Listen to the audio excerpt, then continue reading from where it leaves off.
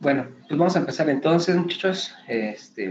Voy a compartir la pantalla para eh, seguir viendo lo que tiene que ver con la inervación del corazón. Recuerda que tiene la influencia del sistema nervioso simpático y también del parasimpático.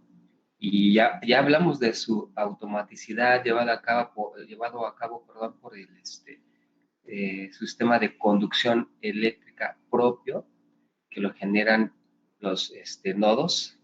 Recuerden que el que inicia todo es el nodo sinusal, ahí inicia el impulso, se genera el estímulo que es conducido, ¿sí? Acuérdense muy bien de esto, a través de primero hacia la propia aurícula derecha, después hacia la izquierda, ¿sí? Y después llega y hacen una pausa, por decirlo así, se conjuntan todas esas ramas que llevan esa conducción en el nodo aurículo ventricular, donde es una pausa, y de ahí salen fibras que siguen conduciendo este estímulo a través de las de His, y luego las de His se dividen en dos ramas, izquierda y derecha, y estas a su vez se van ramificando más para hacer el sistema de Purkinje, que la intención es que todo el corazón a nivel ventricular esté estimulado, y lo último que se logra estimular pues es la parte posterior del corazón a nivel ventricular, y que tarda desde que se inicia este estímulo hasta el final, hasta la última fibra de conducción, punto 22 segundos, punto 23, ¿no? Entonces es rapidísimo. Y recuerden que el impulso va de arriba hacia abajo, ¿sí? De la cabeza del corazón hacia la punta, y ligeramente en un sentido de derecha, de arriba hacia la izquierda. Recuerden la posición que tiene su corazón normalmente. Entonces, ese es si nosotros imaginamos un vector, ¿cómo se puede mencionar? Un trayecto de ese impulso, entonces recuerden que va de arriba hacia abajo y de derecha hacia izquierda, ¿sí? Por la posición del corazón que tiene. Y eso es recuerden que eso es en estado de reposo fisiológicamente hablando, donde están en un estado equilibrado, y entonces el corazón tiene esa automaticidad, está funcionando por sí solo, pero depende del medio ambiente donde estemos, de las influencias externas. Entonces se generan estímulos tanto del sistema nervioso simpático como el parasimpático. En términos generales, el sistema nervioso parasimpático, cuyo transmisor es la acetilcolina y que tiene receptores específicos, ¿sí? Ahora lo vamos a ver. Van a generar entonces una disminución de la frecuencia cardíaca, o sea, una bradicardia. Y el sistema nervioso simpático generará aumento de la frecuencia cardíaca, ¿sí? Una taquicardia, y su neurotransmisor es la adrenalina o noradrenalina. Entonces, en términos generales, uno nos aumenta la frecuencia cardíaca, uno lo disminuye dependiendo del estado fisiológico o de las necesidades que en ese momento requiere el cuerpo. Entonces, todo el momento está funcionando, todo el tiempo está funcionando, el corazón así que no para hasta que ya tenga que dejar de hacerlo, y cuando sucede eso, pues ya dejamos de existir, este, llegamos a la muerte. Recuerden que también comentamos que la causa de cualquier tipo bueno, el desenlace final de la muerte es un paro cardíaco, ¿sí? O paro cardiorrespiratorio. Sí, ese es por esa causa morimos. Ahora habrá que ver qué causó ese paro cardiorrespiratorio. Bien, entonces vamos a continuar. Les voy a compartir la presentación para que veamos igual lo de la inervación. Ya vimos que a través del nervio vago o del par craneal 10 o neumogástrico, ¿sí? Que es representa en este caso el sistema nervioso parasimpático, el vago.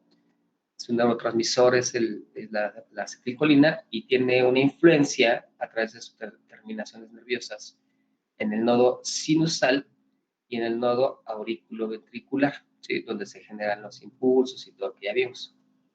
Y el sistema nervioso simpático tiene terminaciones nerviosas que influyen en una parte a nivel de las aurículas y otro a nivel de los ventrículos, ¿sí? En la musculatura.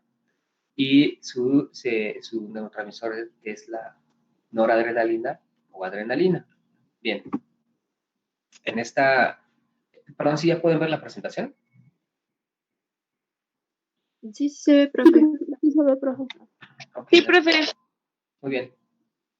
Entonces, aquí en esta gráfica es únicamente para comentarles, en esta imagen, lo que ya hemos venido platicando. Sí, déjame, creo que hay un compañero que quiere ingresar.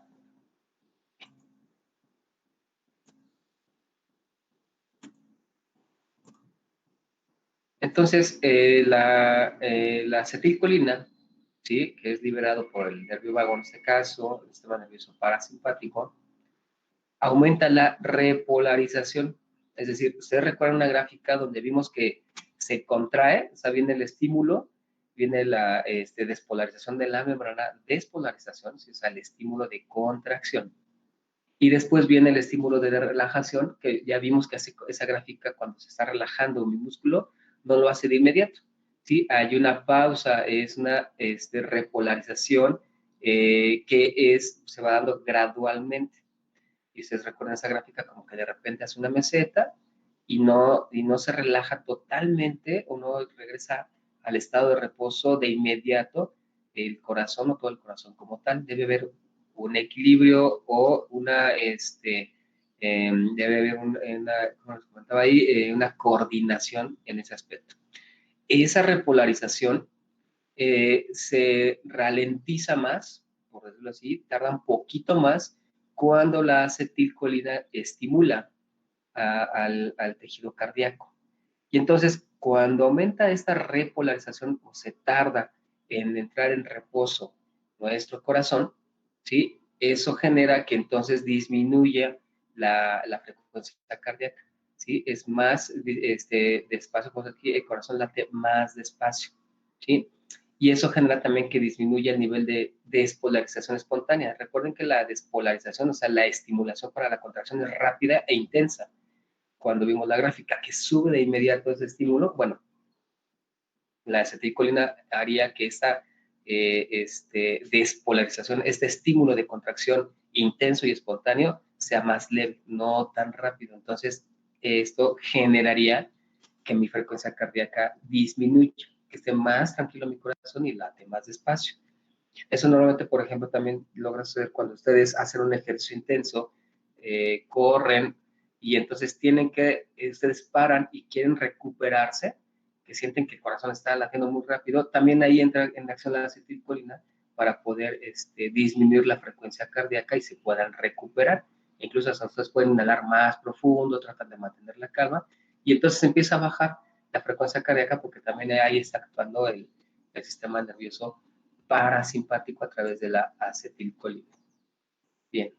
¿Tienen alguna duda hasta el momento?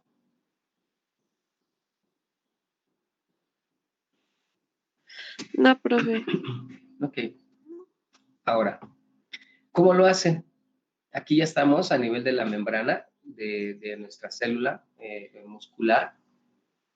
Y estamos también, recuerden que tiene estímulos sobre el nervio, perdón, sobre el nodo sinusal y auriculoventricular.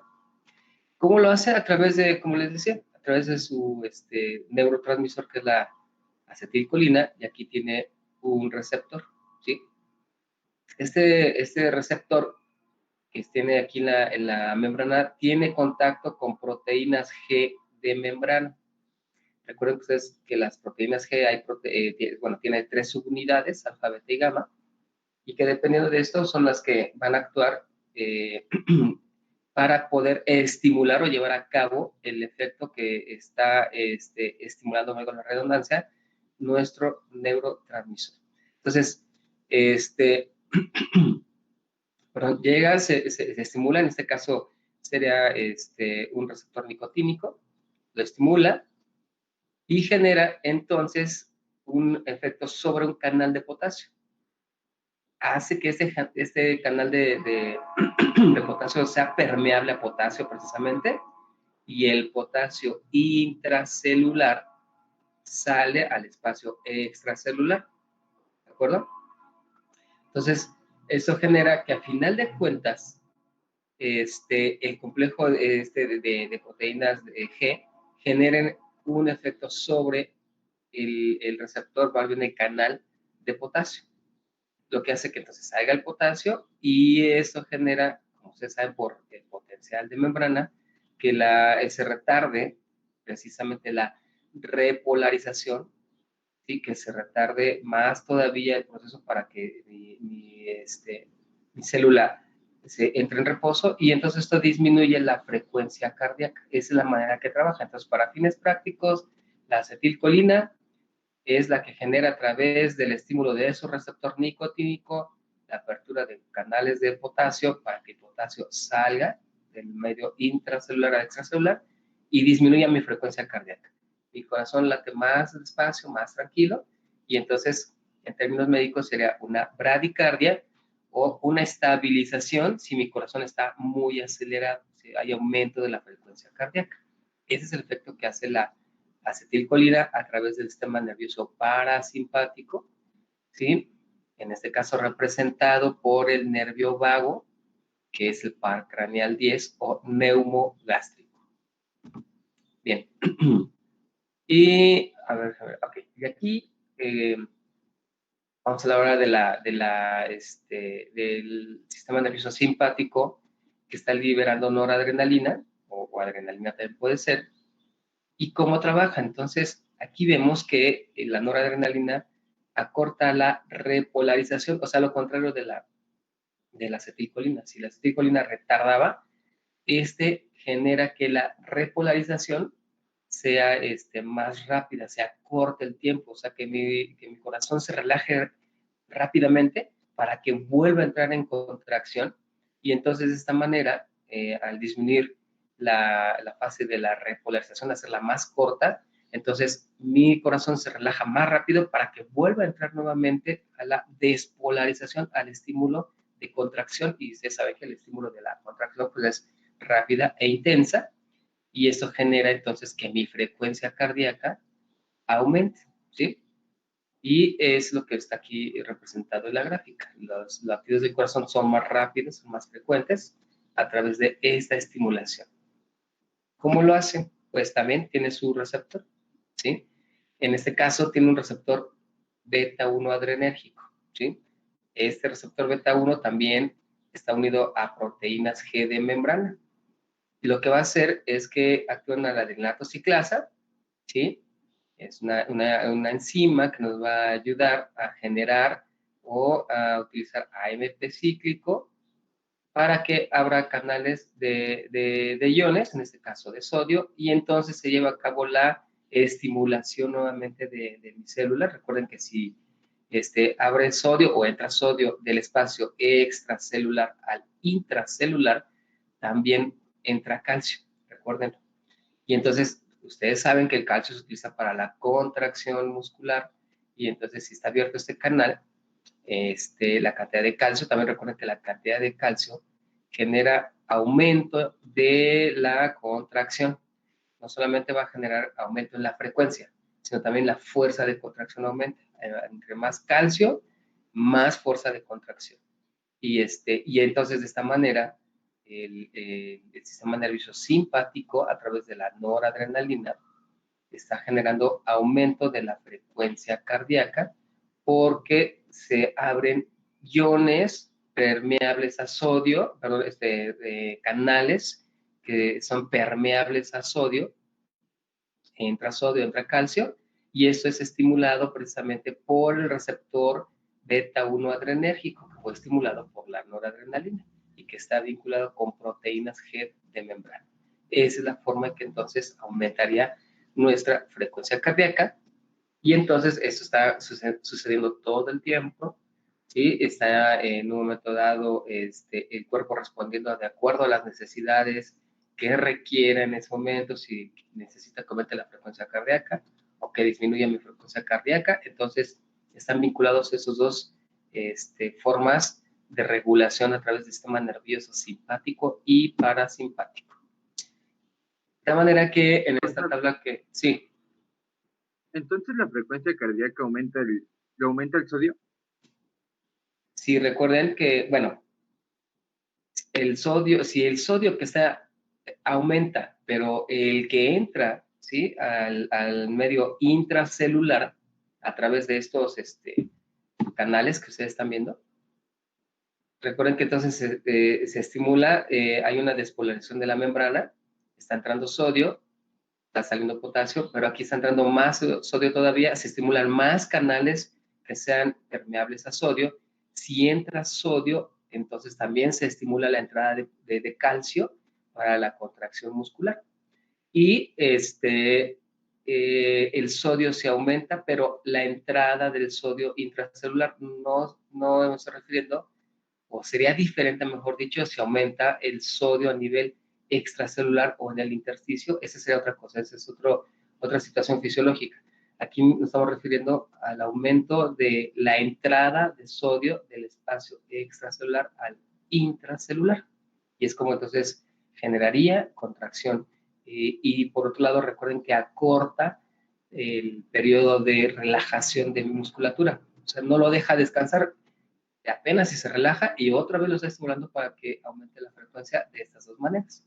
No sé si me di a entender o respondí tu respuesta. Perdón, Sí, tu pregunta. Gracias. Nada. Perdón, pues es que es bien temprano ya, luego de repente no carburo. Bueno, me echo un cafecito para que no haya problema. Entonces, en esta tabla podemos ver los efectos de la actividad del sistema nervioso autónomo, ya sea simpático o parasimpático, sobre el corazón. Y entonces vemos que el efecto del nervio simpático y efectos de los nervios parasimpáticos. Ya vimos que el simpático aumenta la frecuencia cardíaca, ¿sí? Entonces, normalmente es la despolarización, o sea, recuerden, cuando hablamos de despolarización, es el estímulo para la contracción muscular. Si estamos hablando aquí ahorita, como es el tema a nivel del corazón, pues entonces, nos estaríamos refiriendo a la sístole, ¿sí? Aumenta aquí la fuerza de contracción, ¿no? Sístole, y también aumenta la frecuencia con que se está llevando a cabo esta contracción muscular a través de la despolarización.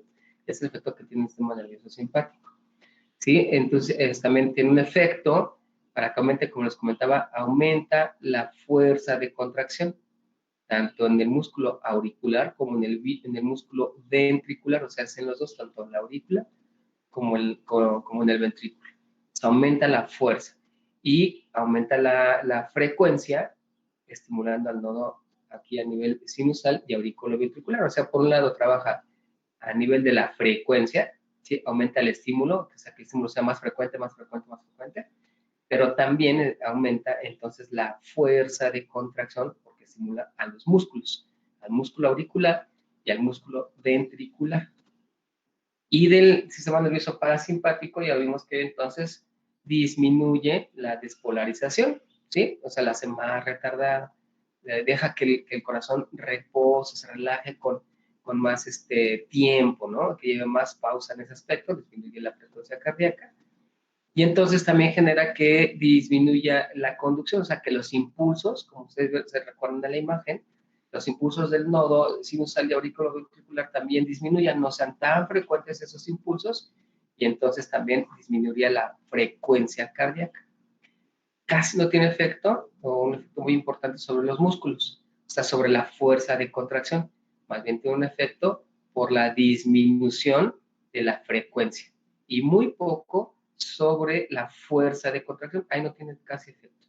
Más bien es sobre la disminución o con la frecuencia que mi corazón va a estar latiendo. Es decir, una disminución de la frecuencia cardíaca. Muy bien.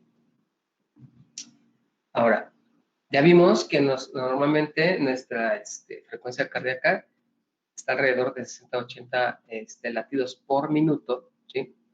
Pues tiene variaciones, o sea, eso es en reposo.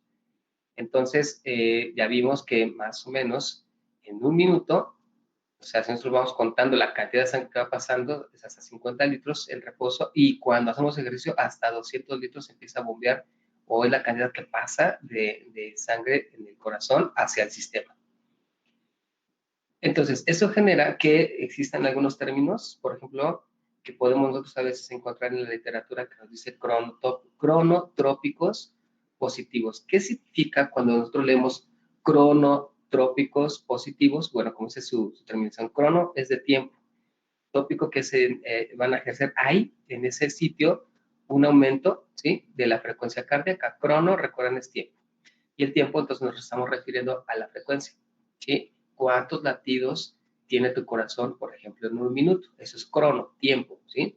Entonces, los cronotrópicos positivos generan aumento de la frecuencia cardíaca, como lo acabamos de ver. Entonces, la adrenalina y la noradrenalina son cronotrópicos positivos, aumentan la frecuencia cardíaca. La tiroxina, que es bueno, ustedes ya conocen, una hormona que tiene que ver con de la tiroides, aumenta la frecuencia cardíaca. Ya saben, factores físicos como aumento de la temperatura, ¿sí?, corporal, también aumenta la frecuencia cardíaca. Entonces, cuando se llegan a tener fiebre, por ejemplo, aumenta su frecuencia cardíaca. Y el ejercicio como tal, ¿no? Entonces, son diferentes factores que provocan un aumento de la frecuencia cardíaca, y esos agentes o esos factores que aumentan la frecuencia cardíaca se conocen con el término de cronotrópicos positivos. Y los cronotrópicos negativos son los agentes que, por lo contrario, entonces disminuirían la frecuencia cardíaca, como ya hablamos ahorita. Acetilcolina, algunas toxinas, algunas sustancias tóxicas, o incluso, por ejemplo, mordeduras de animales, ¿sí?, que tengan toxinas, como mordedura de serpiente, por ejemplo, y todo esto, empiezan a generar una disminución de la frecuencia cardíaca, y entonces esos se conocen como cronotrópicos negativos. Entonces, cuando ustedes escuchan ese término, ya saben, haz un cronotrópico positivo, aumenta mi frecuencia cardíaca. Cronotrópico negativo, disminuye mi frecuencia cardíaca. ¿Perdón? ¿Tienen alguna duda hasta el momento? ¿Alguna pregunta? Profe, yo. Sí. Es que ese rato quería abrir mi micrófono, pero no servía. Es una duda, bueno, respecto a dónde está el potasio. Ajá. O sea que cuando tenemos niveles de potasio alto, se puede, bueno, sí puede haber un infarto. Cuando tenemos niveles de potasio altos, ¿en dónde? Creo que ahí, sí, ahí. No, sí, pero, o sea, ¿el nivel de potasio dónde? ¿Adentro de la célula o fuera de la célula, o cómo, a qué te refieres? Ay, es que no, es que he escuchado que cuando tienes niveles de potasio alto, te puede dar un infarto, pero pues, o sea, esa es mi duda. Ah, ok, ya. Sí, bueno, esto que estamos viendo aquí en la imagen que les expliqué es fisiológico, ¿no? Lo normal, lo que se está llevando a cabo. Ok. Por diferentes circunstancias, incluso por algunos medicamentos o problemas que tengan que ver con el equilibrio hidroelectrolítico, o sea, de iones, hay situaciones en las que potasio, aquí arriba, en el espacio extracelular, aumenta, ¿sí? Entonces, si hay un aumento del potasio extracelular y, y por cualquier motivo este potasio que está fuera de la célula ya no entra, si estamos hablando del tejido cardíaco, entonces recuerden que no se lleva una relajación adecuada, ¿sí? O sea, ya viene el potasio, tiene que volver a entrar para que mi célula entre en reposo, se relaje y después otra vez se prepare para la contracción. Entonces, normalmente cuando está fuera, el corazón ya no entra en un proceso adecuado de relajación o se queda, por ejemplo, en sístole. Y eso te puede generar precisamente que ya no exista más flujo sanguíneo, o sea, ya no exista bombeo adecuado.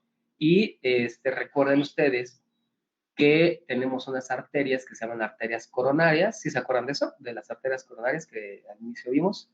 Sí. Exacto. Que esas arterias coronarias reciben sangre del propio corazón cuando el ventrículo izquierdo hace contracción. Se contrae mi ventrículo izquierdo, expulsa la sangre a través de la aorta. Entonces, cuando sube la sangre, va por la aorta, y en el callado aórtico, recuerden que hace una curvita para que descienda y vaya al sistema. En esa curvita, recuerden que saliendo luego, de la aorta que está en contacto con el ventrículo izquierdo, ahí nacen las arterias coronarias. Y esas arterias coronarias reciben la sangre que está expulsando el ventrículo izquierdo para que el propio corazón tenga irrigación y oxigenación y nutrición. Entonces, cuando el corazón no tiene ese problema de poder eyectar la sangre nuevamente, entonces las células musculares, en este caso, o las células del tejido cardíaco, pues tienen una disminución de la oxigenación, tienen una disminución de sus nutrientes, y esto genera que tu corazón tenga una hipoxia tisular. Y eso ya, si lo vamos viendo, te genera infarto.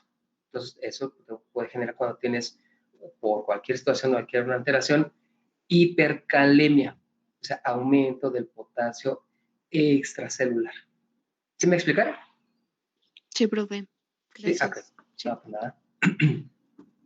Y eso también se puede ver, por ejemplo, en los electrocardiogramas. A veces sale un trazo que dices, ay, aquí hay problema con el potasio o con el sodio, con cualquiera de los dos, y entonces te puede generar esas alteraciones. Ok, entonces, creo que este ya lo vimos, pero bueno, les voy a poner el video. Bueno, aquí están viendo ustedes cómo está trabajando el corazón. Aquí están las arterias, miren, las coronarias que vienen acá de la aorta, ¿vean? Y entonces esto es lo que nutre al propio corazón. Si esto aquí hay un bloqueo o por cualquier razón ya no existe irrigación, pues sufre el tejido cardíaco. Y aquí estamos viendo las contracciones de las aurículas y los ventrículos. Y voy a aprovechar esta imagen para comentar lo siguiente. Aquí en este corte podemos ver que están las cavidades ventriculares, el ventrículo derecho, ¿sí? Y el ventrículo izquierdo. Acá arriba están las aurículas, o sea, aquí no hizo la segmentación de la imagen, pero alcanzamos a ver aquí la aurícula derecha. Aquí está. Ahora, recuerden ustedes, o vamos a ver ahorita, que hay un mecanismo por el cual existe un paso adecuado de sangre de la aurícula derecha al ventrículo derecho, en este caso que les estoy señalando. Se hace a través, o se regula a través también de un espacio o una comunicación que existe y que está regulado por estas valvas, ¿sí? Aquí están viendo estas valvas. Que estas valvas, cuando se juntan, forman una válvula. Ustedes pueden ver que aquí hay tres, una, dos y tres. Bueno, aquí hay tres, ¿no? Entonces, la válvula tricúspide tiene tres valvas. Vean ustedes la distribución. Tienen unas proyecciones como ligamentosas que se unen a la pared del ventrículo. Esto genera que mi valva cuando se abre, ¿sí? Cuando se abre, facilita que la sangre que está aquí arriba en la aurícula, por gravedad incluso y por succión, que ahorita vamos a ver, caiga la sangre al ventrículo y se empiece a llenar de sangre. Porque esta distribución permite que cuando abre la válvula sea en dirección hacia el ventrículo, o sea, hacia abajo, por la disposición y la distribución de sus membranas. No es hacia arriba, sino es hacia abajo. Entonces, esto permite que abran, cuando abre mi válvula, abre hacia abajo y entonces por gravedad cae la sangre y por succión, porque el ventrículo cuando se relaja hace una función como de bomba succionadora, ¿sí?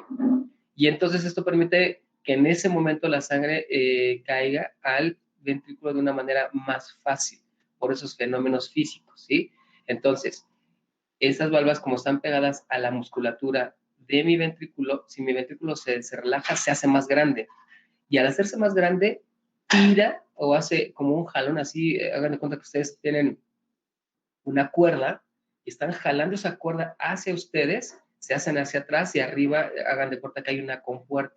Ustedes abren esa compuerta y lo que hay ahí arriba cae hacia abajo. Es decir, lo que hay en el segundo piso cae al primer piso, cae hacia abajo. Pero están haciendo una tracción de esa cuerda para poder abrir una compuerta, por ejemplo. Y entonces cae, eso es lo que hace el ventrículo cuando se relaja, tira de estos ligamentos, de esta membrana, y entonces se abre precisamente la válvula en total, de todas sus valvas se abre como tal la válvula, y eso permite que caiga la sangre de manera adecuada y fácil, pero también esto genera un vacío cuando se relaja mi ventrículo. Entonces se relaja, se hace más grande, abre las valvas o tira de las valvas, se abre la válvula y por succión empieza a caer aquí la sangre y se empieza a llenar mi ventrículo. De tal manera que para que toda la sangre de acá arriba de la aurícula caiga, al final de esto, de esta succión de sangre, de esta relajación de mi ventrículo, se contrae la aurícula para que se exprima, por decirlo así. Si es como una esponja, pongan un ejemplo, imagínense una esponja, la mojan totalmente y si ustedes la agarran, empieza a caer por sí sola, empieza a caer el agua de la esponja, ¿sí? Solito, por gravedad empieza a caerse esa agua. Al final, si ustedes quieren que quede bien exprimida o que quede seca esa esponja, entonces ustedes lo que hacen es exprimir esa esponja al final y lo que cae ya es muy poquito, el remanente que le quedó a la esponja de agua. Así pasa con la aurícula.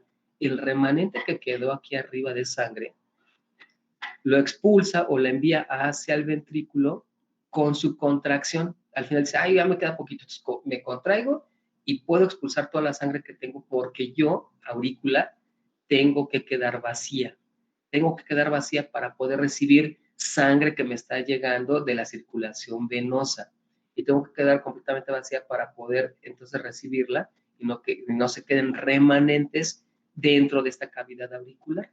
Entonces, hasta el final es cuando se contrae para que se exprima y entonces le dé todo su contenido al ventrículo. De esta manera mi ventrículo ya quedó lleno totalmente y cuando está lleno, entonces en automático, aquí hay unas fibras que son terminaciones nerviosas que ustedes, bueno, creo que no se los mencioné en el tejido, cuando vemos contracción del tejido muscular esquelético, pero hay unas terminaciones que se llaman usos, ¿sí? Esos usos son fibras que detectan la distensión o la relajación de mi musculatura. Cuando detectan que ya llegaron a su máxima distensión, así como recuerdo ustedes una liga, la extienden, llegó a su máximo, si ustedes la sueltan, se vuelve a contraer, ¿sí? Entonces la estiran totalmente, sueltan y se vuelve a contraer. Ese es el efecto que tiene esas terminaciones o esas células sensitivas que se llaman usos musculares y generan entonces que la musculatura empieza a contraerse, entra en cierta tensión la musculatura de mi tejido cardíaco para generar entonces una contracción. Y cuando genera la contracción, entonces en automático mis valvas o la válvula se cierra, ¿sí? Porque aquí recuerden que está unida, estos ligamentos están unidos a la musculatura y entonces si ustedes empiezan a generar una contracción aquí, musculatura, disminuye el diámetro de mi cavidad, ¿sí? Se hace más pequeña. Al hacerse pequeña, al llevar este proceso, en automático se cierran mis valvas para evitar el reflujo de la sangre que está en mi ventrículo hacia la aurícula. Entonces se cierran y entonces este líquido que yo tengo aquí adentro busca una salida. Entonces, como está cerrada esta valva, ¿sí? No se puede regresar, busca una salida y entonces, ¿cuál es la salida que encuentra? Aquí arribita estaría la arteria pulmonar que tiene valvas, que es estas que están viendo aquí, pero esa es de la aorta, ¿ya lo vieron? Estas valvas, cuando se abren, abren hacia arriba, valga la expresión, para que la sangre que se expulse precisamente vaya hacia donde tenga que ir, en este caso, por ejemplo, estoy hablando del ventrículo derecho, pues se va a ir al pulmón, ¿sí? Y entonces, si ustedes ven la distribución de estas valvas, les recuerda o deben ustedes recordar la distribución que tienen las valvas del sistema venoso, ¿se acuerdan de eso?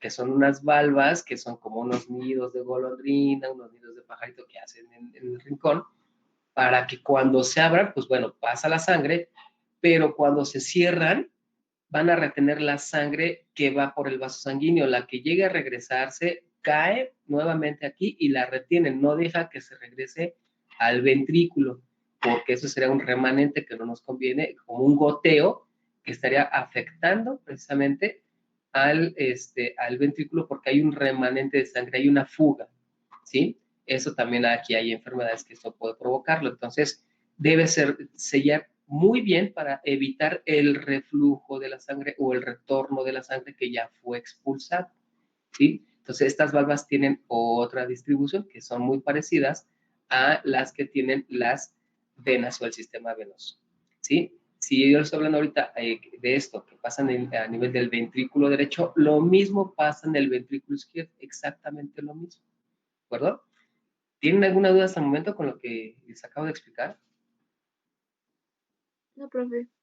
No. Muy bien. Entonces, eso tienen que irlo imaginando, tienen que irlo ustedes procesando porque esto, este mecanismo sí es algo complejo de irlo siguiendo, porque es muy rápido aparte, pero ustedes se lo deben imaginar cuando ustedes hacen una auscultación, cuando ustedes van a poner su estetoscopio en el paciente y lo ponen aquí, en esta área, o lo ponen acá en esta área, para valorar precisamente a las aurículas y para valorar a los ventrículos, tiene que estar al pendiente y poder identificar sonidos normales que hay en el corazón para poder identificar los que son anormales. Ahorita lo vamos a ver, más adelante lo veremos. Pero este es el principio básico fisiológico que ustedes deben estar imaginando cada vez que ponen el estetoscopio en el área precordial de su paciente, en la exploración física, en la clínica.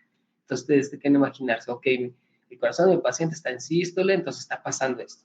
Está ahorita en diástole y está pasando esto. O sea, todo eso lo tienen que ir ustedes repasando en su mente de manera automática. Si no, va a ser difícil poder identificar alteraciones. Bueno, entonces seguimos con el video.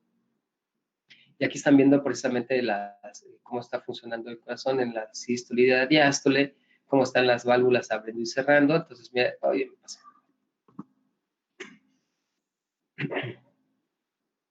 Entonces, bueno, vamos a seguirlo viendo. ¿Sí lo ven en el video? Sí. Ok. Entonces, seguimos ahí.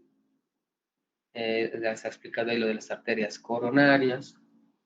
La sístole es la relajación, diástole. Entonces, ver, aquí mejor no lo podemos decir, pero aquí están contraídos los ventrículos y aquí arriba están relajadas las aurículas por el proceso que yo les acabo de comentar. Entonces sigue el proceso, ahí están las valvas, a ver si puedo. Bien, aquí no se ve, pero aquí está cerrada mi valva. Está cerrada, está sellado y aquí está en contracción el músculo. ¿Sí? La cavidad, el espacio es menor, se está reduciendo. Entonces, eso genera que se cierren las valvas, tanto en las dos como el cúspide y en la mitad. Y entonces seguimos, y que va a llegar un momento a ver si pasa ahorita de la sangre. Así. Va a hacer el llenado de los ventrículos. Aquí, miren, aquí está. Así lo puedo tener. Vean, aquí, bueno, aquí la imagen todavía se está llenando, están todavía abiertas mis valvas. Mi aurícula va a empezar a entrar en un estado de contracción para poder eliminar, o no eliminar, mejor poder pasar la sangre, inyectarla de toda su cavidad, que se quede totalmente esa sangre, para pasársela al ventrículo y se va a empezar a contraer. Mi valva todavía sigue abierta y aquí ya está, miren, casi a 3/4 de llenado. Cuando estamos a 3/4 del llenado del ventrículo es cuando entonces se exprime mi aurícula para que quede totalmente lleno, o mejor dicho, toda la cantidad de sangre que tiene mi aurícula ya pase al ventrículo. Y entonces, cuando eso sucede, ya se cierra automáticamente. A ver si lo puedo buscar. Ahí está, miren. Aquí ya está cerrada, ¿sí? Ya está cerrada totalmente. Y la sangre ya está llevando el proceso de expulsión o de eyección, mejor dicho, en este caso de mi ventrículo derecho, ¿sí? Hacia la arteria pulmonar y lo está inyectando. Aquí está. Entonces la valva se abre, miren, se están abriendo las valvas y está pasando la sangre. Pero aquí ya se cerró, ya no puede regresarse la sangre de mi aurícula. Si aquí no sella bien, si no hay un sellado adecuado de esta válvula, entonces la sangre pasaría a la aurícula y eso no es correcto. Eso aquí nos generaría un problema, ¿sí? Y entonces se abre y entonces la sangre pasa y sigue su trayecto, ¿de acuerdo? Aquí está vacía mi aurícula, mi ventrículo se está contrayendo para expulsar la sangre que tiene en su contenido, se cierra mi válvula tricúspide en este caso, y entonces pasa la sangre a través de la apertura de las valvas de la pulmonar y sigue su camino, ¿de acuerdo? Ahora, aquí va, a ver si lo puedo buscar. Ahora, ahí está lleno, fíjense. Aquí ya lo agarramos totalmente lleno, ya aquí ya está vacía mi aurícula, y en el siguiente paso es que se cierren estas valvas para que la sangre vaya entonces hacia los pulmones, en este caso del ventrículo derecho. ¿De acuerdo? Y ahí lo seguimos. Ok. Bueno, ¿les quedó claro? Sí. Y entonces, aprovechando esto, vamos a hablar del ciclo cardíaco. El ciclo cardíaco son los fenómenos precisamente que se inician desde el comienzo de un latido del corazón hasta el comienzo del siguiente, ¿sí? Es decir, mi corazón está relajado, se contrae, y cuando se contrae, entonces, nosotros si ponemos el estetoscopio, se escucha un latido, ¿no? Entonces, un ciclo cardíaco inicia cuando escuchamos un latido y cuando escuchamos el que le sigue, o sea, es todo un ciclo. Se llama ciclo cardíaco. Ese ciclo cardíaco es todo un proceso, es parte de lo que les estoy explicando ahorita, que les acabo de explicar. Y está formado en un ciclo cardíaco por un periodo de relajación que se denomina diástole. Recuerden, está relajado mi corazón, estoy en diástole. Seguido de un periodo de contracción, que es la sístole, ¿sí? Entonces, cuando se contrae mi corazón, o en este caso el tejido cardíaco, se llama sístole. Si está relajado, es diástole. Entonces, una diástole y una sístole es un ciclo cardíaco. Y ese ciclo cardíaco, recuerden que como tenemos 4 cavidades, cada cavidad o cada aurícula tiene una diástole y tiene una sístole. Y cada ventrículo tiene una diástole y tiene una sístole.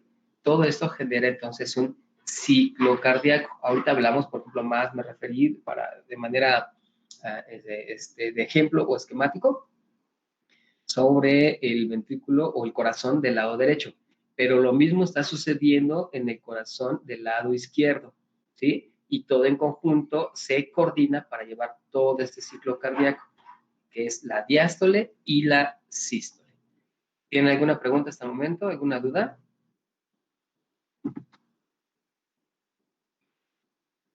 No, profe, todo bien. Muy bien. Entonces, ya es lo que les acabo de explicar en la imagen, aquí, pero aquí está representada ¿cómo se llama? En imágenes estáticas. Entonces, es lo mismo, se empieza a llenar aquí su ventrículo. En este caso, por ejemplo, estamos en el izquierdo, ¿sí? Y aquí está la aurícula izquierda, ahora estamos del lado contrario que estamos platicando. Y entonces, recuerden, se abre su válvula, mi ventrículo está relajado. Vean la diferencia. Aquí está relajado el ventrículo y aquí está contraído. El espacio es menor cuando se contrae mi ventrículo. Y entonces, esta relajación muscular, ¿sí? Aquí mi ventrículo está en diástole, está relajado, y acá está en sístole, está contraído o se está contrayendo. Cuando está en diástole, que está relajado, recuerden, se abren las valvas porque está tirando de los ligamentos. Entonces, al hacerse grande, al expandir esta cavidad, lógicamente tira de estas cuerdas, se abre la valva, empieza a caer la sangre de mi aurícula, en este caso izquierda, hacia mi ventrículo izquierdo, se empieza a llenar.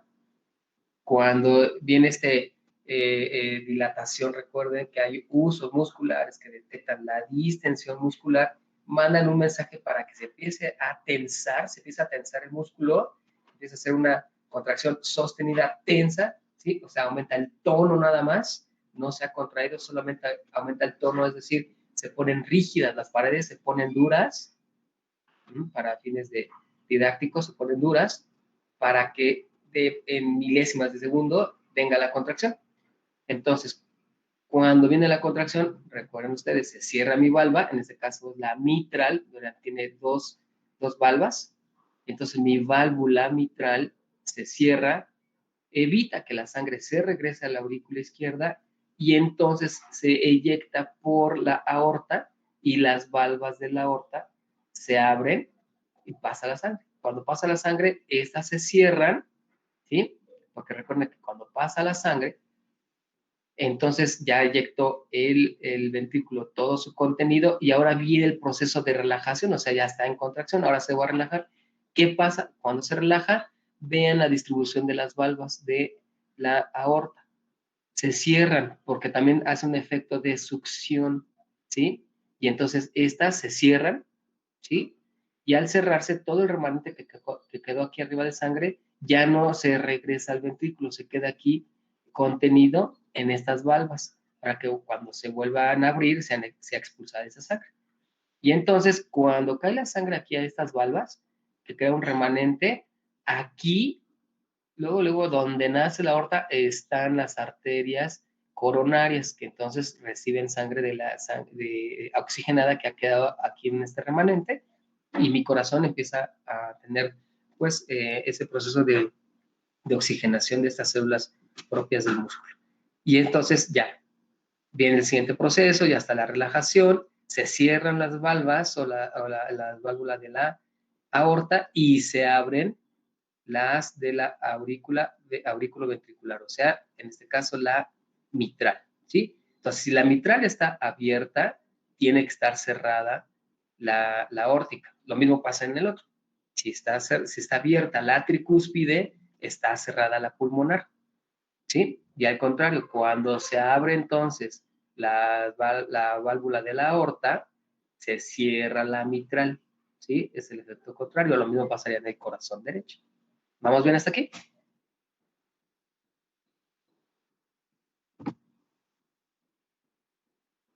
Sí, profe. Sí, eso.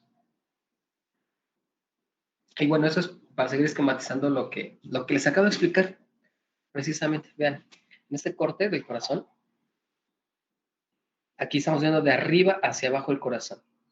Cuando están abiertas mis valvas, o mis válvulas, mejor dicho, a nivel de los ventrículos para que se llenen, están abiertas, aquí está, mitral y tricúspide. Y están cerradas las válvulas de la aorta y de la pulmonar. ¿Sí? Es lo que les acabo de explicar. Cuando aquí en la otra imagen se cierran entonces las aurículo-ventriculares, aquí está la tricúspide y aquí está la mitral, vean, se llama mitral porque tiene dos valvas, mitral. Y se llama tricúspide porque tiene tres, una, dos y tres, de tres, tricúspide, está cerrada. Bueno, cuando se cierran estas dos, entonces la aorta y la pulmonar se abren para que pase la sangre. Uno, sea el sistema circulatorio o menor, ¿no? Al pulmonar, o al sistémico, a través de la aorta. ¿De acuerdo? Y entonces, este es el proceso de coordinación que debe de haber en su corazón. Vean todo el proceso que debe llevar a cabo y lo lleva en segundos. O sea, en todo momento se está llevando a cabo esta coordinación de apertura, ¿sí? Y de oclusión de las valvas. Eso es por un lado. Pero también debe haber coordinación de la contracción y de relajación tanto del ventrículo como del aurículo. Y esto es en reposo cuando a lo mejor llevan de 60 a 80 latidos por minuto. Pero imagínense cuando tiene que aumentar su frecuencia a 120, 130, 140 por minuto, cómo está trabajando esto de manera coordinada para que su cuerpo funcione bien de acuerdo a las necesidades fisiológicas que requiera su organismo. Entonces, todo eso debe estar coordinado y vean entonces pues la maravilla que tenemos de organismo, en este caso el corazón, por lo cual debemos cuidarlo. Cuiden su corazón, por favor. Ok. Y bueno, eso ya lo vimos, que es el ciclo cardíaco, ¿no? De la diástole, que empieza en la relajación de la musculatura. Déjame ver aquí atrás. Vean, acá arriba hay una imagen, está muy pequeñita, pero vean las cavidades, cómo se ven cuando están en diástole, ¿sí? Y cómo están cuando están en sístole, o sea, ya están contraídas. Disminuye también su cavidad, el espacio que hay dentro, disminuye. Entonces, ya vimos que la diástole es el proceso de relajación, en este caso del corazón, ¿sí? Pero recuerden que no todo está relajado al mismo tiempo. Si está relajada mi aurícula, está contraído mi ventrículo. Si está relajado mi ventrículo, está contraída la aurícula, ¿sí? Pero recuerden que no es al mismo tiempo y está coordinado. No siempre se contrae de inmediato la aurícula cuando se está llenando el ventrículo. Recuerden que por gravedad y por fenómenos físicos se va llenando el ventrículo y hasta el final, para que pueda llenarse bien el ventrículo, es cuando se contrae entonces la aurícula, ¿sí? Y eso, por ejemplo, en general, se lleva unos 0.4 segundos, que corresponde precisamente con la conducción eléctrica del corazón. Entonces, ese es otro factor, recuérdenlo. O sea, ahorita estamos viendo el ciclo cardíaco. Estamos viendo cómo se lleva a cabo este proceso de contracción y relajación, pero le agregamos el estímulo. Si no hay estímulo, no se lleva a cabo. Entonces necesitamos del estímulo, que ya lo vimos, que es el sistema de conducción eléctrica del corazón. ¿Sí? Entonces le agregamos todo ese factor para que vean, todo debe estar coordinado adecuadamente. ¿Sí? Esto aquí en estas imágenes es lo que les acabo de explicar hace ratito. O sea, cuando el ventrículo llega a un llenado de su 70%, como lo vimos, digamos, a 3/4 del llenado de esta cavidad, es cuando entonces la aurícula entra en contracción. ¿De acuerdo? Es todo lo que les acabo de explicar. Está en esta, bueno, se trata de la explicación de esta diapositiva, pero fue precisamente todo lo que les acabo de mencionar en cuanto al llenado de las cavidades, en este caso de ventrículos. Y igual, aquí es lo mismo que les acabo de comentar, ¿no? Todo lo que vimos de los llenados de los ventrículos y la expulsión de la sangre. Y esto normalmente la sístole auricular dura aproximadamente 0.1 segundo. O sea, le digo, no es sostenida. Solamente se contrae para exprimirse. Imagínense esa esponja, ustedes exprimen la esponja y ya la sueltan. O sea, dura 0.1 segundo la contracción auricular para que se vacíe y pasen su contenido al ventrículo. Ok. Es lo mismo que acabamos de ver, la sístole, ahora la sístole ventricular dura 0.3 segundos, dura un poquito más, precisamente porque es una cavidad más grande, ¿sí?, que la aurícula, y aparte su contracción, la contracción ventricular debe ser más fuerte que la contracción de la aurícula. Aquí una ventaja que tenemos es que por gravedad pues está cayendo la sangre de la aurícula al ventrículo, entonces pues su contracción no es tan fuerte, no es tan sostenida.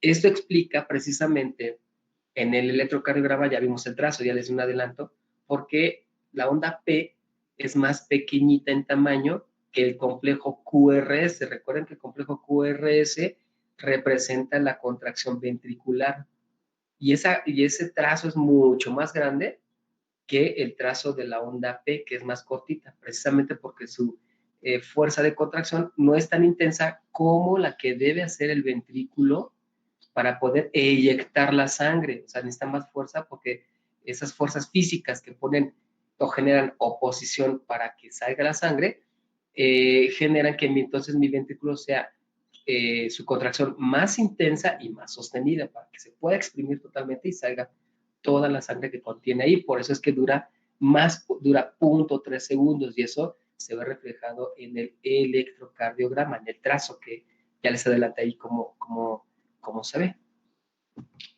Bien, y en el video creo que es lo de la conducción, pues, lo mismo que estábamos comentando, ¿verdad? Cómo está coordinado la apertura y el cierre de las valvas, de acuerdo, de las válvulas, mejor dicho. Me estamos viendo la mitral y la tricúspide, la mitral, y arriba pues ya estaría la pulmonar y atrásito la aorta. Y ahí están, aquí está la pulmonar, aquí está la aorta, y ahí están los dos, están coordinados, tienen que estar coordinados tanto el corazón del lado derecho como del izquierdo, ¿sí? Y aquí está el sistema de conducción, bueno, aquí estamos viendo las fibras de aquí por Purkinje, y, perdón, haz de His y Purkinje, ¿verdad? Entonces, todo debe estar coordinado. Entonces, todo lo que platicamos ahorita, imagínenlo aquí, se está llevando en un segundo, milésimas de segundo, todo esto. Apertura, relajación, ¿no?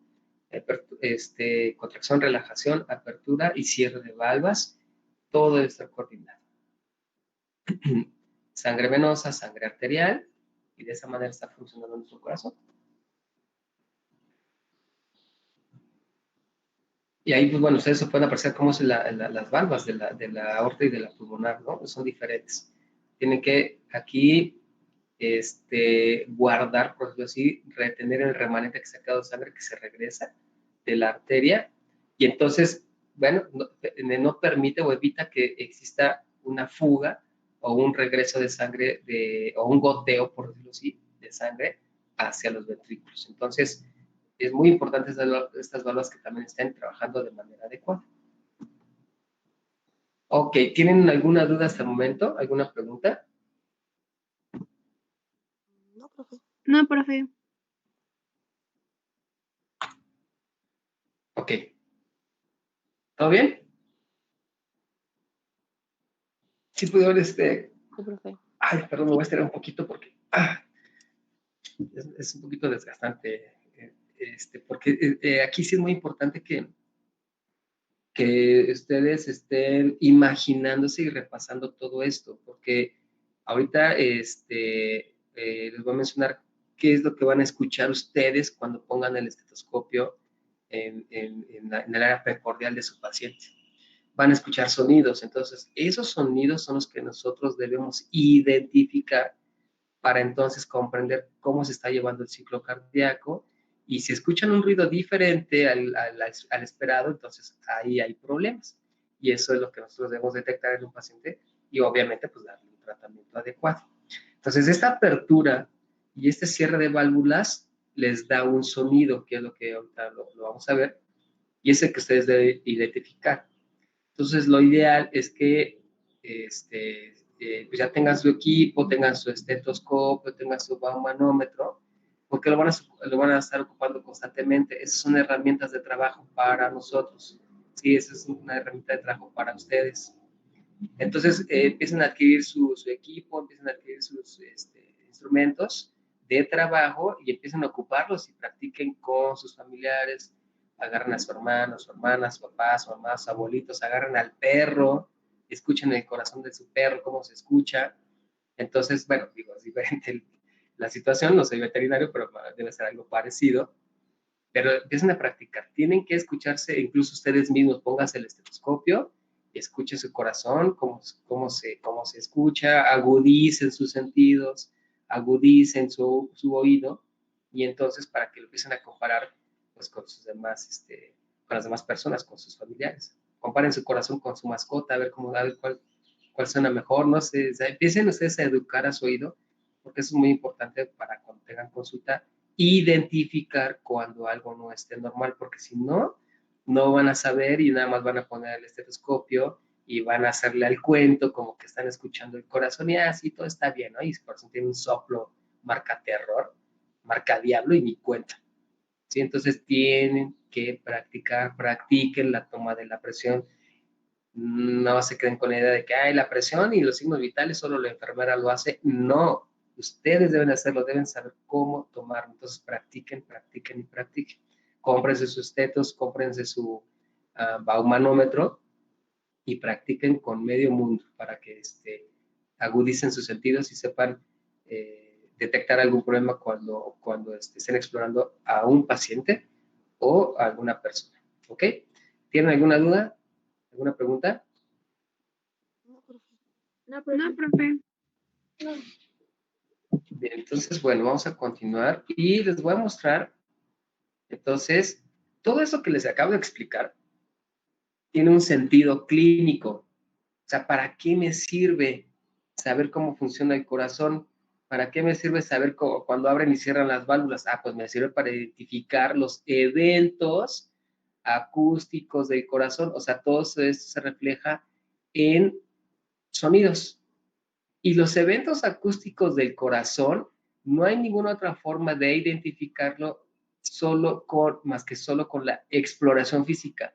O sea, el electrocardiograma no te dice cómo está funcionando tu corazón a través de sus eventos acústicos, ¿sí?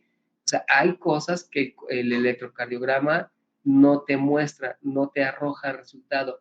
Tienes que escuchar a tu paciente para saber qué está pasando también y entonces empiezas tú a integrar todas las herramientas que tengas, ¿no? Si tengo un electro, ok, voy a checar el electro, pero le voy a escuchar su corazón porque hay cosas que el electro no me da y que solo únicamente la manera de saberlo es escuchando el corazón de mi paciente, solamente eso, porque no le vas a mandar a hacer a todos los pacientes que quieran saber cómo funciona su corazón, ¿cómo se llama? Un estudio de, se me fue el nombre, por no sé, de un electrocardiograma, perdón, de un ultrasonido, un ecocardiograma. No le vas a mandar a hacer ecocardiogramas a todos los pacientes.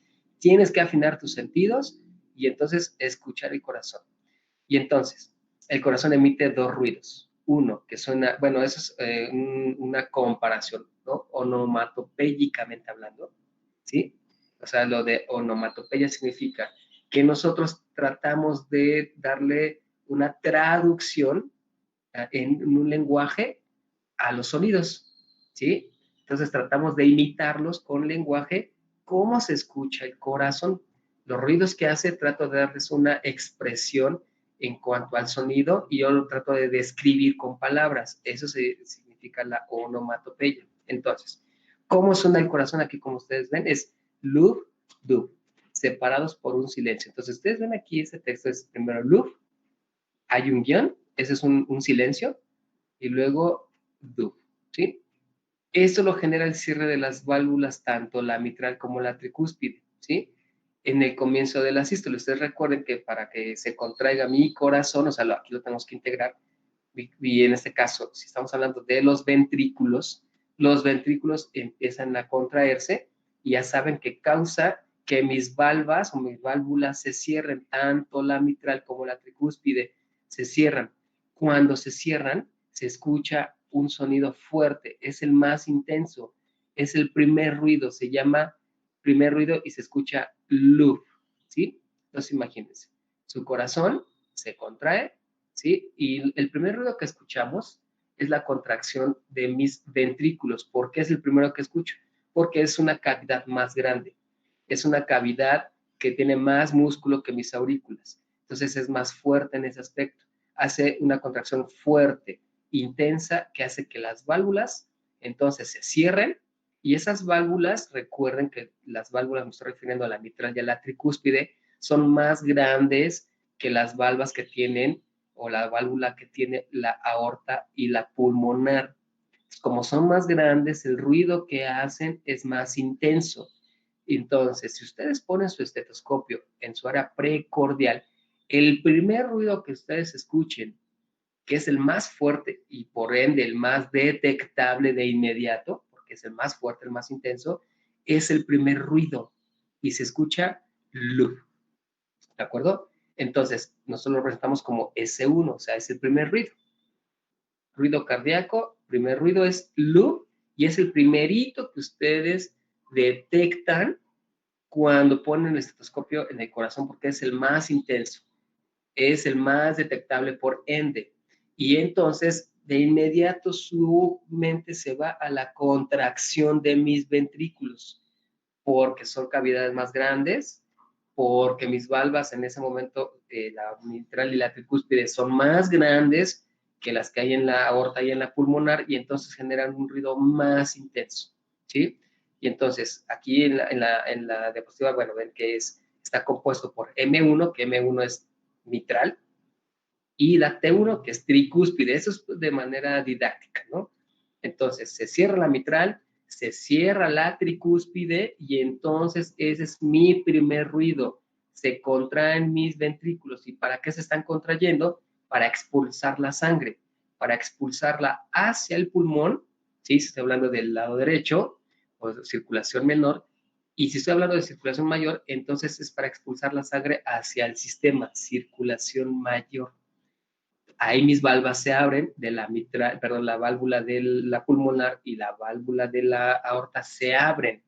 Se cierra la mitral, se cierra la tricúspide, se contrae mi ventrículo y entonces ese es el primer ruido que yo escucho. El primer ruido que yo escucho es cierre de la válvula mitral y cierre de la válvula tricúspide. ¿De acuerdo? Aquí está. Primer ruido, aquí están cerradas las válvulas y entonces es lo que yo escucho, el luf. Es el primer ruido que yo escucho y es el primer ruido cardíaco. ¿De acuerdo? ¿Vamos bien hasta aquí o tienen alguna duda? No, profe, nada. Bien, profe. Bien, recuerden, el primer ruido, cierre de la válvula mitral, cierre de la válvula tricúspide. ¿Por qué se cierran? Porque se contraen mis ventrículos. Y entonces, como los ventrículos son grandes, ¿sí? Hace una contracción intensa, fuerte, entonces el sonido del cierre de mis válvulas, pues es fuerte, ¡pum! Suena y se escucha luf. Ese es el primer ruido, luf. Cuando después se cierran mis valvas, recuérdenlo, ya lo vimos, se cierra mis válvulas mitral, se cierra mi válvula tricúspide, se abren la pulmonar y la aórtica, ¿sí? Y entonces ya cuando el ventrículo expulsó toda la sangre que tiene, recuerden que viene el proceso de relajación ventricular para que se vuelvan a llenar. Cuando se relajan, entonces ya por lo que vimos, recuérdenlo, se abren las válvulas que se cerraron, mitral y tricúspide, ahora se abren en automático para que caiga la sangre de las aurículas. Cuando se abren, entonces recuerden ustedes en automático, se abre mi válvula mitral, se abre mi válvula tricúspide, entonces tiene que cerrarse la pulmonar y tiene que cerrarse la aórtica para que la sangre que se quedó en mis vasos sanguíneos no se regresan a las cavidades ventriculares, ya no tiene que caer. Entonces mis válvulas se cierran. Recuerden que esas válvulas son muy parecidas a las que tienen el sistema venoso. Se cierran y ahí recae y ahí guardan todo el remanente de sangre y ya no permiten que exista fuga. Y entonces esas válvulas cuando se cierran son unas válvulas más pequeñas, no son tan grandes, pero generan un sonido y ese sonido es más leve, es con menor intensidad por la misma característica que son válvulas más pequeñas y entonces dan un sonido de menor intensidad, no tan fuerte como el primero que detectamos, sino dan otro más leve, más tranquilo y onomatopédicamente se escuchará como un duf, ¿sí? Recuerden, el primer sonido es duf y el segundo es duf, ¿no? Aquí en el resto. Entonces, duf es intenso, duf más ligero. Y recuerden, no se dan al mismo tiempo, hay una pausa, ¿sí? Entonces se oye duf, duf, duf, duf. Hay otra técnica que es dum, ta. O sea, el dum es el primer ruido y ta es el segundo. Dum, ta, dum, ta, dum, ta. Y en este caso que estamos viendo ahorita es el mismo, pero es para que ustedes, porque a veces lo pueden escuchar o pueden verlo en una literatura, pero es exactamente lo mismo, ya que sería loop, loop. Entonces, digamos, sería loop, primer ruido, espacio, hay un sonido, hay un silencio leve, no es tan prolongado, es muy cortito, y luego loop. Entonces, loop, loop, loop, loop. Si aumenta la frecuencia cardíaca, pues entonces sería loop, loop, loop, loop, loop, loop. Si disminuye la frecuencia cardíaca es loop, loop, loop, loop. ¿De acuerdo? Entonces recuerden, hay un sonido, mejor dicho, perdón, hay un silencio entre el primero y el segundo ruido. ¿Sí? ¿Por qué se da este silencio? Entonces su mente, como ya lo vimos, se va a la conducción eléctrica del corazón. Y recuerden que en el nódulo auriculoventricular hay una pausa donde se confluyen todos los impulsos que se generan del nodo sinusal por todas las aurículas, todas se encuentran en el nodo auriculoventricular y allá hay una pausa. Entonces, esa es la pausa que les comentaba, o sea, todo tiene que estar coordinado. Entonces, es loop, loop, loop, loop. Esa es la coordinación que debe existir en el corazón y que ustedes escuchan cuando ponen el estetoscopio en el área precordial, ¿no? Entonces, pongan su estetoscopio, escuchen el primer ruido, el más detectable, el más intenso, el más fuerte, es el primer ruido. Y entonces, ok, primer ruido, cierre de mis válvulas mitral y tricúspide. ¿Por qué se cierran? Pues por la contracción de mis ventrículos. Es el primer ruido. Después se relaja mi ventrículo, se abren estas válvulas que se cerraron primeramente, se abren y las que se tienen que cerrar entonces ahora son las de la pulmonar y la de la aorta. Cuando se cierran esas dos, de la pulmonar y de la aorta, entonces se escucha el sonido más leve, menos intenso y ese es el segundo ruido. Entonces ustedes lo descartan o lo pueden detectar porque descartan, ok, el más intenso es el primero, entonces el que le sigue es el segundo ruido. Cuando yo detecto el segundo ruido, que es el do, entonces porque se están cerrando la válvula de la aorta y la válvula de la pulmonar. ¿De acuerdo? ¿Vamos bien hasta aquí?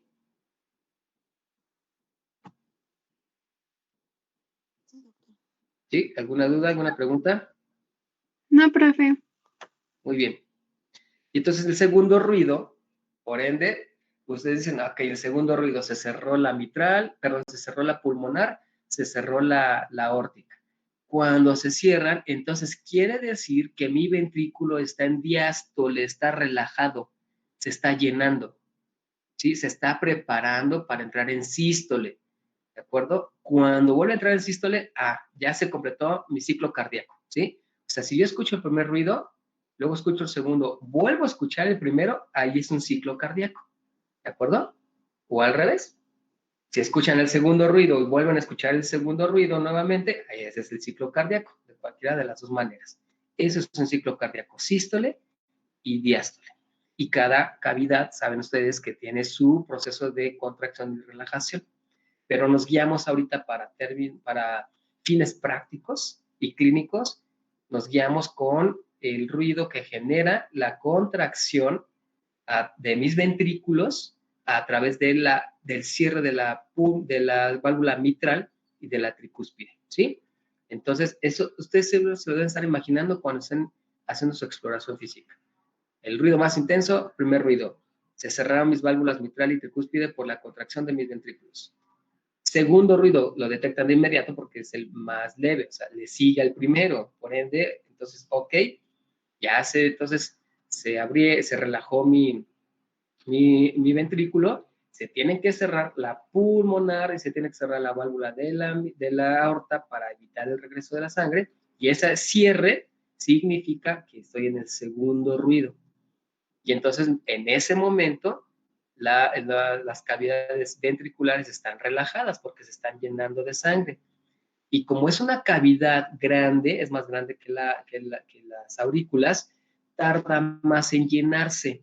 Y como tarda más en llenarse, ahí existe un segundo silencio, ¿sí? Ese segundo silencio es porque se está llenando mi ventrículo y se está preparando para la contracción y entonces viene el primer ruido.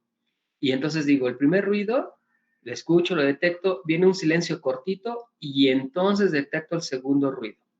Cuando detecto el segundo ruido, para volver a escuchar el primero, ese silencio es un poquito más prolongado que el primero porque se están llenando mis ventrículos. Entonces es un silencio ligeramente más prolongado. Entonces se escucha loop, loop, espacio más prolongado y otra vez loop, espacio cortito, loop, y luego un espacio más prolongado para que otra vez escuche loop, loop, loop, loop, loop, loop, loop, loop, loop, loop. ¿Ok? ¿Me van siguiendo? ¿O ya estoy alucinando? No creo que sí, profe, vamos bien. Muy bien. Entonces, eso es el sonido del primer, por ejemplo, aquí miren, en esta imagen, aquí dice que el primer ruido es loop y el segundo es loop. O sea, va a variar, o sea, algunas literaturas les va a hacer una cosa, a lo mejor varía un poquito, pero el proceso que les debe quedar muy claro es por qué se genera el primer ruido, por qué se genera el segundo, y de manera práctica, el más fuerte, el más intenso es el primero, y el segundo es más leve, más tranquilito. ¿De acuerdo? Bueno, ¿dudas o preguntas hasta el momento?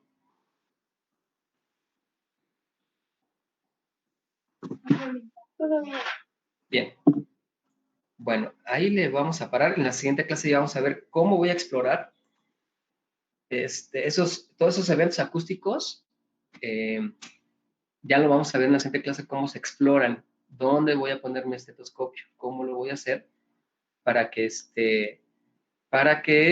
ustedes sepan explorar qué región anatómica nos estamos refiriendo al hacer la exploración física y lo relacionamos con lo fisiológico. Deben ustedes en su mente estar repasando cómo se genera el primer ruido, el segundo ruido, todo el ciclo cardíaco, los impulsos eléctricos del corazón, la contracción del corazón, todo lo que acabamos de ver en milésimas de segundo debe estar pasando por su mente cuando están explorando a un paciente. ¿De acuerdo? Entonces ya la siguiente vez vamos a ver dónde se coloca el estetos y cómo se debe colocar y todo lo demás. Ahorita ya le paramos porque yo ya me cansé, ¿no? ¿Dudas, preguntas? Todo bien, gracias. Todo bien, profe. No, profe. Bueno, entonces, si no hay más, o algún comentario que quieran hacer, adelante.